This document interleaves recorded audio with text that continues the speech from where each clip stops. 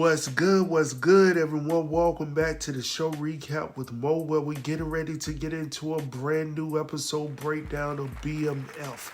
But before we get into this thing, make sure to like and subscribe to this channel so you don't miss shit that's going down, alright? So the episode we're getting ready to get into is for Season 3, Episode number 1, titled Detroit versus Everybody. So the synopsis states, Meech officially relocates to Atlanta in search of expanding BMF. Terry remains in Detroit to maintain the BMF enterprise and to start a new life for his family. Meech learns that the move to Atlanta will be full of pleasant and unpleasant surprises. Now that we got that out of the way, let's go ahead and get into the shit, man. So, what it do though? Man, we are back officially for a new season, and we're about to get into this thing. So we kicked this episode off with Terry and his brother Meech. Now, Terry is narrating from the background, and he's like, well, it's been about 2 years since he and Meech had actually spoken to one another. He believes that they had different opinions about how they ended up in this place. So we see them actually locked up, and they're in the same room together for the first time since forever, right? So Terry feels that Meech was a little too flashy with all the billboards and all of that stuff, right? And Meech is blaming Terry for running his mouth on the phone while the alphabet people were listening. So they're placed in the same room together. Meech tells Terry that he's taking the plea. Terry, on the other hand, is like, look, man, I'm going to trial because I'm going with God. So Meech approaches Terry like, for real, bro? He's like, for real? They ain't got shit on me, but they got everything on you. And he's like, look, you know what? I had a conversation with God as well, and he told me to tell you to take the daggone plea. He's like, nah, man, I don't want mama and daddy to go through all of this. He was like, neither do I. But at the same time, you the reason why we in this daggone situation, right? So anyhow, from there, we see Terry and Markeisha in the ambulance on their way to the hospital after getting shot at the red light in the previous episode of last season, right? So when we get to the hospital, we see Terry at the snack machine. He's all bent over. His family is coming in along with LaWanda. LaWanda, after hearing who he was with, it's like, that's what your ass get for messing around with a married woman. She's like, I'm over here pregnant with your second child. Lucille is like, what, married? And then she turns around and looks directly at Charles. And it's like, well, I guess the apple don't fall far from the tree. So anyhow, after that whole little meltdown, the family decides to leave, right? So next we head down to the ATL to see Meech at Magic City. Now, when he gets there, Goldie had told him to come through and holler at Greenie about setting up shop in the ATL. So when he gets there and he goes back to this back room, Greenie is back there and he was like, hey, what up though? And Greenie is like, are you Detroit? He was like, okay. So yeah, he told me that you were going to come through. Seems like you're a good dude to deal with, right? So Greenie is like, cool. I got about 4 liquor stores, scattered around town or whatnot. And for my services, though, I'm going to need about 15%. Meech is like, damn, bro, like, for real, we just getting started right here. How about we just start about 10%? But Greenie is like, no, how about we just do 15? Like, we not moving off of that 15, right? So anyhow, while he's in that meeting with Greenie or whatnot, Meech receives a phone call from Hoop informing him that T and Markeisha just got hit by her ex's right-hand man. So T takes the phone from Hoop, telling Meech that he has to handle this shit for himself. Meech is like, look, man, you need to calm all the way down right now. And he's like, look, man, I was the same way after losing Mo. And now, my daughter has to, live life without her mom or whatnot. So I hear exactly what Meech is trying to tell him. But, when you're in that headspace of trying to get that revenge or whatnot, you really ain't trying to hear nothing that nobody is conveying to you at that point in time. So Terry's like, forget all of that right there because the streets are watching, right? And as long as the streets are watching, he's focused on his credibility.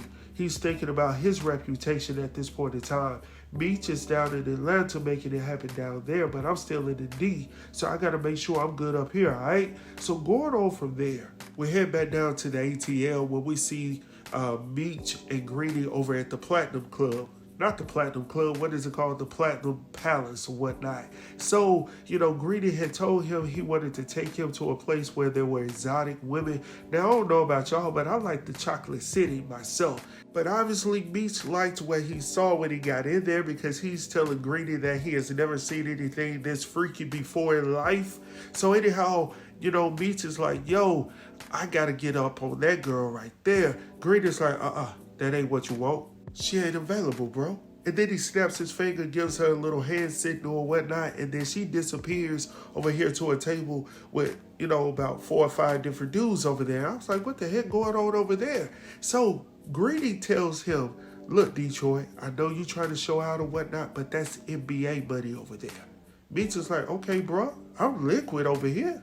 And Greedy's like, okay, well, good luck. And then he walks off. So then Dice comes up from behind to introduce him to the new crew. So Meech, when he meets all the fellas, is like, y'all from Packard Ave? And there's a guy standing in the midst of them by the name of Stacks, played by 2 Chainz. Stacks is like, no, bro, I'm from here. I'm ATL all the way. So Meech is like, okay, cool. And then he notices the chain around his neck. And he's like, hey, yo, bro, that's Ty Washington's chain. How did you get that? Stacks is like, hey, Ty was like a nephew to me. Deanna is his niece. And I was like, okay. But the meet and greet didn't last too daggone long. Because from afar, Stacks is like, is that Remy Ranson over there? And Meech and the crew turn around, and Meech is like, yep, that's that right there to kill Ty and whatnot. So, of course, they had to run up, and somebody got done up, right? So from there, we head over to the crib where we see the fellas dapping it up, talking about don't nobody want to mess around with the D. Stacks is feeling some type of way and says to Meech, I see that trouble seems to follow you everywhere that you go. And I'm like, dang. And I said, he in his feelings, right? Duffy's like, hell yeah, he in his feelings. He jealous that I'm up, man. So anyhow, Meech is like, look, man, what's going on with the business? Duffy tells him that Ty was the main connect to the plug, but since he's been gone, it's been hard getting work or whatnot. Pizza's like, man, don't even worry about that. I got some pure work coming down from the D, right? Stacks is like, man, it sounds good, but I ain't buying it. Stacks is like, look, man, I've been supporting my niece and Ty's kids ever since he's been gone. So nah, bro, I ain't effing around with you. And then he jettisons, along with his crew. So Duffy informs Meech that Stacks was the link to all of Ty's distributions, right? So without him, you dead out here in these streets. Meech is like, man, don't even worry about that. We're going to be all good. So back in Detroit, we see T and Markeisha. Now, Markeisha is actually waking up. She's been out for a while. T is there when she wakes up, and he tells her that he's going to murk old boy Saint, right? And she's concerned about her kids, and he was like, look, don't worry about none of that. They believe that you had a car accident or whatnot. So after hearing that, Markeisha is like, look, let all of this stuff go. Just let it be. He's like, boom, send them after us. Plus, I can't let these folks out here in these streets think that they can get at my woman. Hell no. Not on my watch. So going on from there, we see Claude and Remy, right? So they sitting off in a room or whatnot, discussing the incident that went down the other night, talking about, hey, little light-skinned dude had a whole lot of hard coming up on us like that, right? But we're going to get back at him. But by the way, those little bags on the table over there, they good to go. So they pick those bags up and head outside. So when we get outside, we find that they start handing the bags out to the kids in the neighborhood. Remy wants all of them to take them to school and share it with all their friends and all of this stuff. And then he gives them a motivational speech. And I was like, oh, well, hell, let me go ahead and pull out my chair. Let me sit down and gather some of this good intel that he's about to share with me, right? So Remy starts telling them that they are the future and all of this stuff. Y'all some hustlers and y'all ahead of the game. Whoop, whoop, whoop. And then he tells them that he wants them to share what they have in those bags with individuals from the school. I was like, hell no. Well, what we doing here, bro? So One of the kids receiving a care package asked Remy about, the neighborhood, being torn down due to the Olympics coming to the ATL in the mid-90s, right? So while Remy's talking to the kids, a group of Avengers show up by the name of the Red Dogs. So they pull up, and when they get up out of the car, people start running. They start getting out of Dodge, right? Remy and Claude is like, man, look, man, just calm down, do what y'all got to do, but just don't do it in front of the kids and whatnot. So I said, oh, he does have a heart for the children. So going on from there, they kick their ass. Let's have a moment of silence, please. Dang, they got done in. So we find out that the powers that be in Atlanta during that time created this group called the Red Dogs to fight against drugs in the streets, right? Because they wanted to clean up the image of the city, definitely with all of these, premier quote-unquote guests coming to the ATL in the mid-90s for the 96 Olympics and whatnot. So fortunately for Meech, because we hear him talking in the background, he's not on their radar as of yet, right? So going on from there, we see Charles and Lucille. Now, Lucille is in the bathroom crying her eyes out. Charles comes in to check in on her. He tells her that everything is going to be all right. Lucille turns around to embrace him, right? And she was like, look, I used to feel so safe in your arms. He's like, well, I wish that I could take away the pain that I've caused you. And then Lucille, moves away from him and looks at him, rubs him on the chest and says, I want to move forward with the damn divorce. I said, oh man, I knew it was going to happen, man. So Charles is like, hold on, but wait, I still love you, Lucille. But also, divorces cost too daggone much money, and we barely making it as is. Lucille then turns around and looks directly at him and is like, well, it'll cost you nothing to sleep on the couch. I said, and then he said, look, this is my house. I ain't sleeping on no couch. She was like, well, every time I look at you, I see you and Miss Mabel. I said, daggone, bro, you ain't winning this argument, my brother. I know it's your house, but you're going to be on that couch. So anyhow, next we head over to the jailhouse where we see Kevin. Now he's ready to go home, and Detective Bryant, his father, tells him that everything is going to be okay. We're going to work this thing out, but for right now, just calm down. And he tells him once he gets an attorney and all of that stuff, he's going to try to work all of this stuff out. So from there, he heads back into his workplace where he has a box that he's going to clean off his area or whatnot. Detective Jen is sitting right there cussing him out because she's mad because she's been suspended as well from the Drano crew or whatnot, and she's been investigated as well. So he was like, look, man, I got other things to worry about. I got to focus on getting my son up out of jail or whatnot. And of course, she understands that, right? So from there, we head over to the record store where we see the crew. Now, Terry comes through, and when he gets there, he apologizes to the guys for how he was acting and responding the other night or whatnot. So after they sort all of that stuff out, he goes over and he talks to Hoop, and he's like, look, man, I want to apologize to you directly. Hoop was like, man, you would treat me like a $2 hoe and didn't even leave nothing on the nightstand. I was like, daggone, he did you like that? He was like, yeah, bro. So anyhow, he tells him, by the way, Meech wants me to bring down half of his product, so he can, spread it out with Ty's old crew and they can move that work down there. T gets pissed off and it's like, man, okay, he's still trying to control stuff up here to D when he's down in the ATL. And matter of fact, why is he calling you instead of calling me? All right? So he tells him, man, go ahead and do what you need to do. Go ahead and take the product down there. Don't do nothing stupid. Don't be smoking that junk. Don't do none of it. Make it back safely. Go down there and come back and do what you need to do. Hoop is like, say less, right? So anyhow, from there, all the crew leave except for Sterling, Black, and T. So T is like, look, man, you got eyes on Saint yet? He was like, yeah, we got some people out there. We're trying to keep our eyes on them and whatnot. T is like, okay, so when you find them, I need you to let me know directly so I can be there to do what I need to do to take him out. And of course, Sterling is like, cool, man, I got you. Don't worry about it. So going on from there, we head over to the police station once again where we see Detective Jen meeting her new partner for the first time, Detective Kobe Amberson, right? And we find out very quickly that, Detective Amberson is very well connected within the city due to the fact that her father is a councilman. And, Detective Jen is like, okay, so obviously you got a leg up in this thing. But Detective Amberson is like, no, actually I do not. I don't even have a relationship with my father nor my mother. And I'm doing this because I love this shit. All right, so going on from there, we head back down to the ATL where we see Duffy and Meech in the studio. Now, Duffy tries to inform, Meech that, hey man, you new to the city, but, Atlanta ain't new to, the Colombian product that you bring in here, right? Like, we're not complete novices to that. And as a matter of fact, you're the second one to bring that product because the Miami Illas already been selling it here.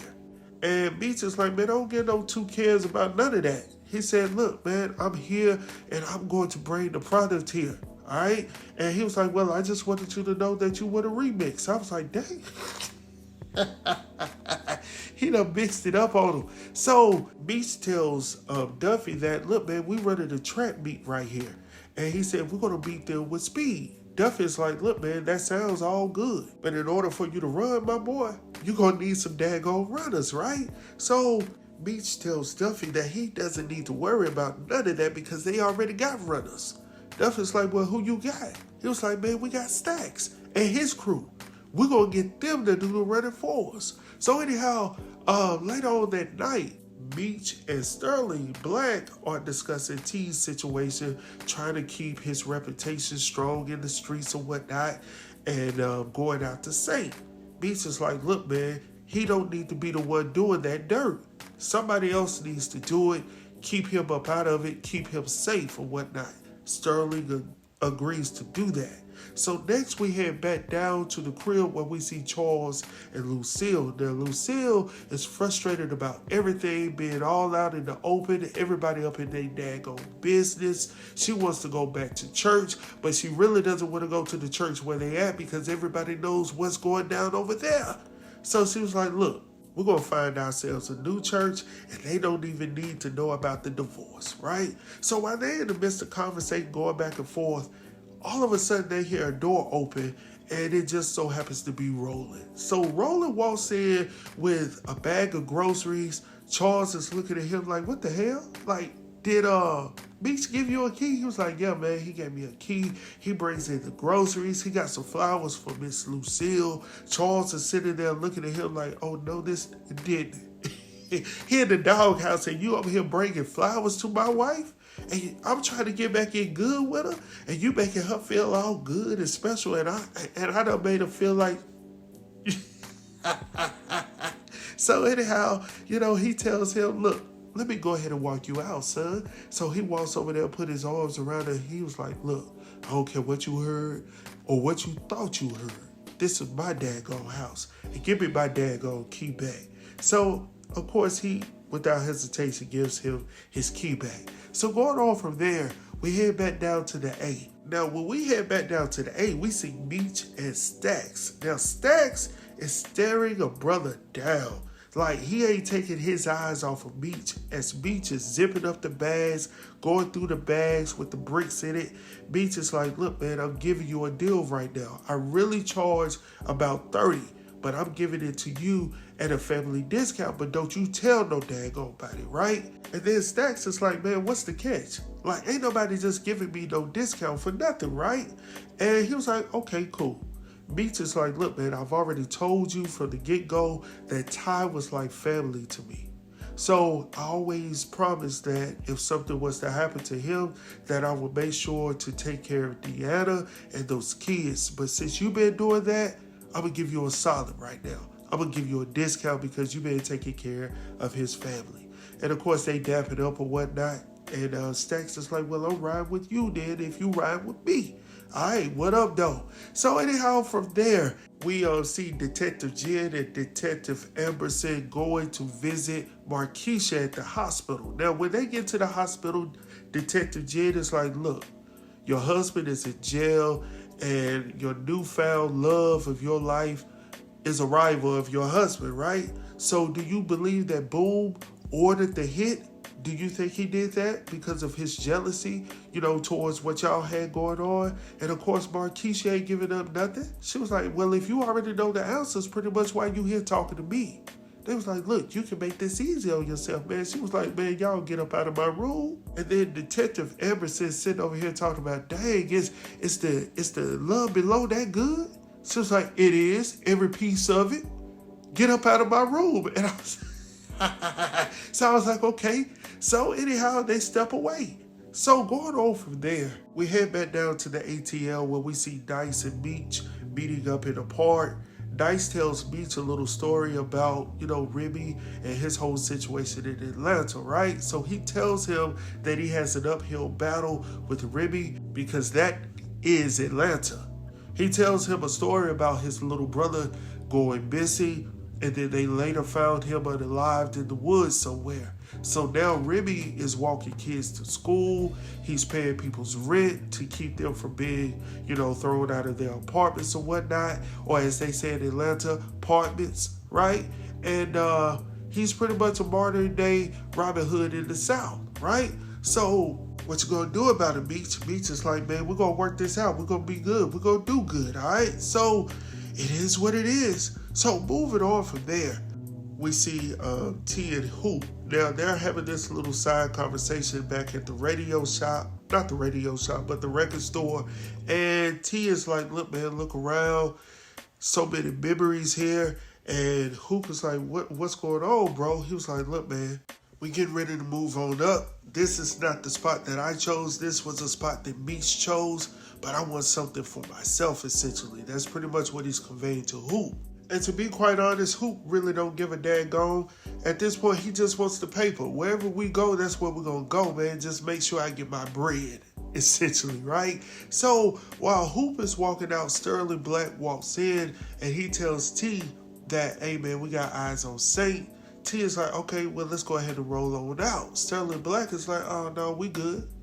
And he was like, hold on, wait a minute. Like, what you talking about, man? He was like, look, man, this already been taken care of.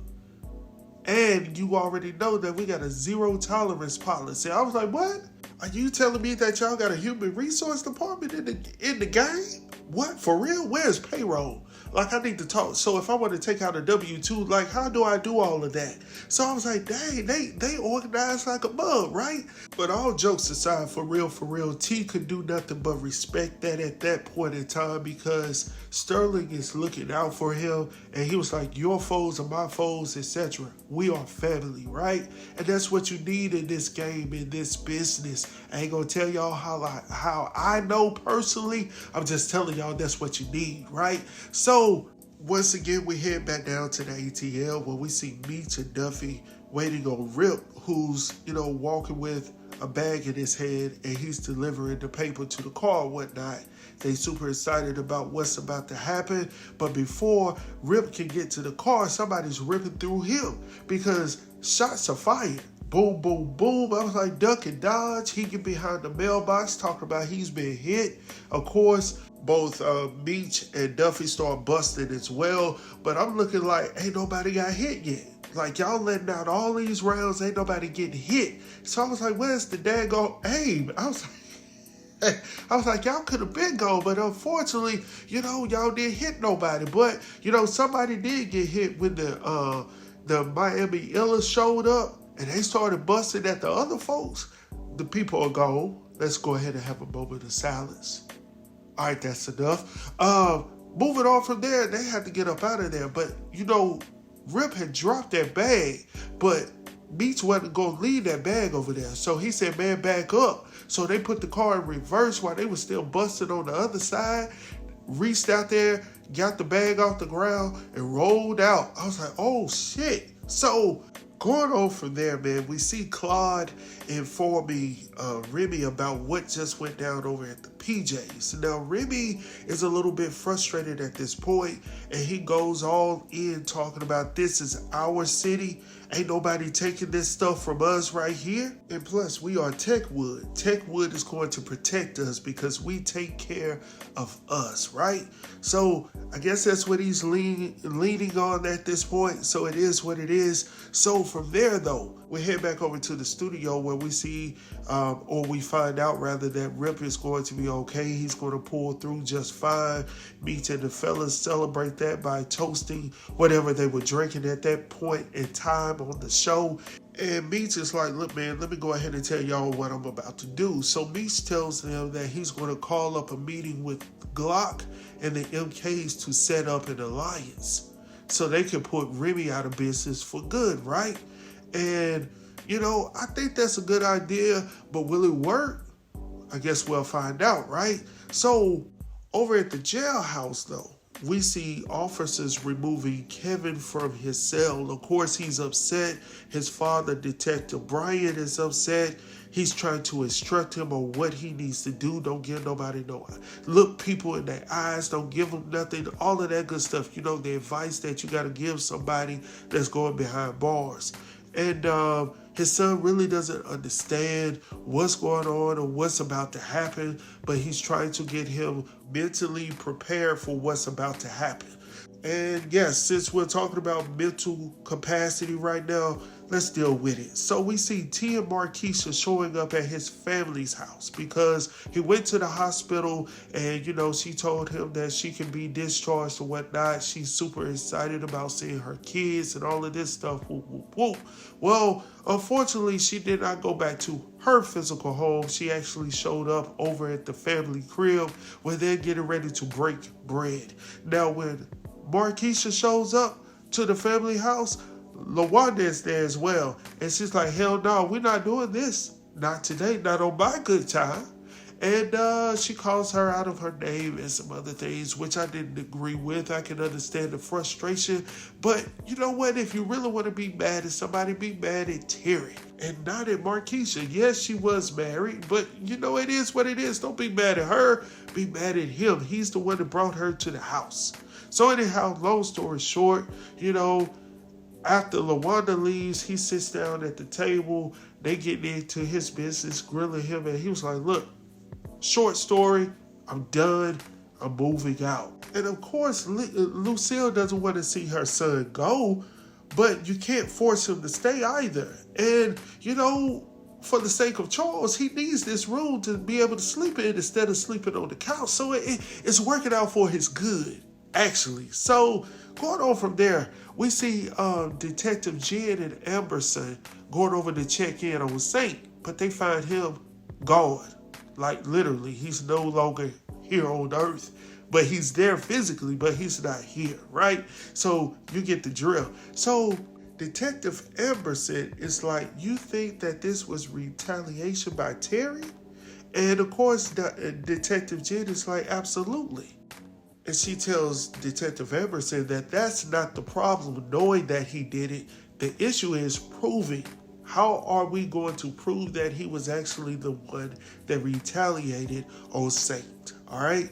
So going on from there, Detective Jen sees something that she likes on the floor next to the bed. So Detective Jen sends her out to go get the fingerprint kit or whatnot. And while she's away, she goes down to the ground, picks up 2 or 3 bricks. I think it was 2 bricks, places it in her coat, and then she's off to the races, right? So I was like, dad, go, like, for real. So going on from there, next we head over to see T and the crew at the record store. Long story short, he's pretty much telling them that they're moving on up to the east side, you know, where he's actually purchased a brand new restaurant. And he had some food there at the record store, and all the crew was clowning him on it, hoping that that's not what the restaurant is going to be. And I hope not either, right? So anyhow, going on from there, While T is still in the midst of his meeting and celebrating with the fellas, he receives a phone call from his brother Meech. Now, of course, Meech is like, look, I heard your little problem or your situation is gone. T is like, oh, so now you're going to call me after you done made plans behind my back and shit or whatnot. Meech is like, man, just calm down. Look, man, you are my brother and I'm always going to have your back, regardless if you want it or not. And I'm right there with him, right? So while he's on the phone, Meech tells him about General Sherman, right? Who was from the state of Georgia, and he tells him a story about him burning the city down to the ground because he had expectations about this city that it would grow and grow and grow and bring great things to this state, right? So of course, T doesn't really understand what he's conveying to him over the phone. So T thinks he's just mixing up history to make it work with his analogy or whatnot. But that's not the case. Meech is looking at it from a business standpoint. Look, bro, we got access to all of these roads. This is distribution. If I could get from one city to the next, and not just a city, but a major city hub, we are in the money, right? T isn't thinking long term like that. This man is talking about all the way to Texas and California. And the thing is, when you have a crew around you, even your siblings, sometimes people just cannot see your vision. And I think T.I. stated once before, if you have a vision or a dream and everybody can see your dream, then that dream isn't big enough. And I said, let me pause for a moment to think about that and reflect on that. Sometimes people are not able to follow your dreams, and Meech was able to see that interstate overpass and think about the endless opportunities that was coming their way. He saw it. T couldn't see it, right? So anyhow, what else? Did I miss something? If I did miss something, put it in the chat down below. But before I get off of this thing, real quick, at the end of the episode, we see Meech and the crew headed to the club. Now, when they get to the club, they're denied access to the club at the door. So, of course, Meech and the crew are feeling some type of way. Some guys come out there with their boom booms on their hip. So, of course, don't nobody want no problems. We don't want no problems. Problems? Who? So, anyhow, so they leave, but as they're getting ready to leave to go elsewhere, up pulls this car. Now, in the car, just so happens to be Remy, Claude, and somebody else out there with the boom boom. Remy goes to the back seat on his side of the vehicle, pulls out a body, and that body just so happens to be Brother Dice. And I was like, hell no. He tells Detroit to go back home, go shovel you some snow. Leave the South alone. The South is mine. I said, oh, hell no. And if you don't want to listen to that, you can go home just like he went home in his sleep. And I was like, ooh. Ooh, it's getting good, man. So let me know down below what you guys thought about it. And I'm super excited about this season that's coming our way. I will have episode number 2 out and available on Thursday, so be on the lookout for that. I will talk to you guys soon, man. Peace.